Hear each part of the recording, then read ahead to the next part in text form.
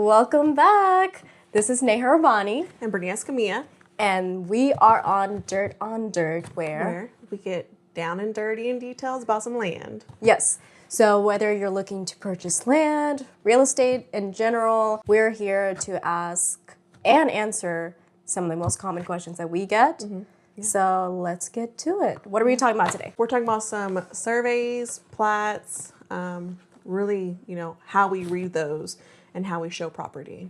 Yes. So, the first step is to see the land that we want to buy, right? So, property lines, it's so different from seeing a home. We're not constricted to four walls and a roof. We're just out there. There may be a fence, there may not be a fence. Right. Maybe the fence is on the wrong side of the property lines. How do we figure out where the property lines start and where does it end? Yeah. So we're going to get into details about that. Right. You just want to make sure you're buying the correct tract or parcel of land that you're going to look at. So how would you read a survey? Yeah, so a survey is like a detailed map of the property that we look into. So it's going to have a legend, it's going to have the dimensions of each lot line. It will show easements, maybe encroachments, maybe if there's a barn or a building on the property. Right. It'll show the location of it. Yeah. However, I do want to say that we don't always just focus on one source of information. We don't just look at one plat, one survey, or just a software. We really look at everything together to make sure we give you the most accurate information as to where things are. That's always our goal, to make sure that you know what you're buying. I had a client that bought a property in their final walkthrough. They were like, hey, we did notice the neighbor's fence was on our property. Can you confirm that this is accurate, or are we reading the plat wrong? And it wasn't a survey, it was a plat. Yeah. And the plat tends to show the subdivided lots, all the subdivided lots, not just the singular parcel of the land.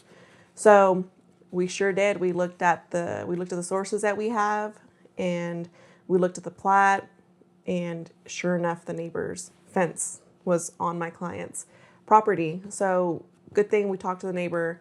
They agreed to move it over back onto their side. But it is important to have, someone there, especially somebody that specializes in land, to walk these property lines with you for those reasons. Yeah, and I think that's a really great point, because there are so many realtors out there, but a lot of these realtors may be, specializing in residential or new build. So even I think just other agents out there also don't know how to show property lines. So I know we like to even show up on showings that include buyers and buyer's agent, not to interrupt or anything, but if they have any questions, if they need a little bit guidance, we're just there to show them property lines. Right. But yeah, what we mostly look out for would be like lot stakes. That's like a good indicator of where the property lines are, because they should be directly put in by surveyors. Yes. Surveyors are the ones that go out there and stake out the property lines. So that's like a good indicator. Yeah. I know with a lot of developments we do, we actually have it labeled as well.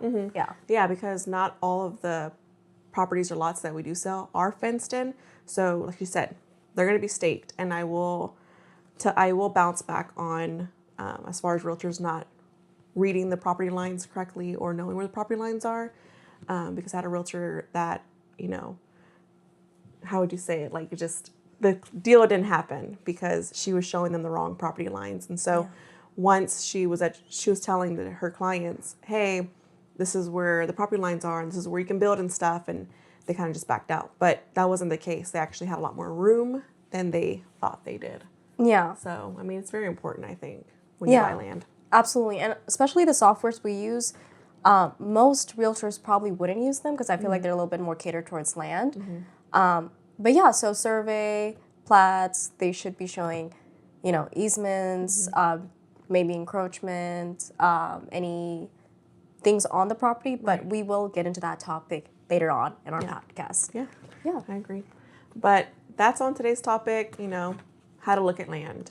And so we hope to see you on the next episode. Yeah, and we hope to walk one with you pretty soon. Oh, yeah. Yeah. All right. Bye. Stay grounded. Bye.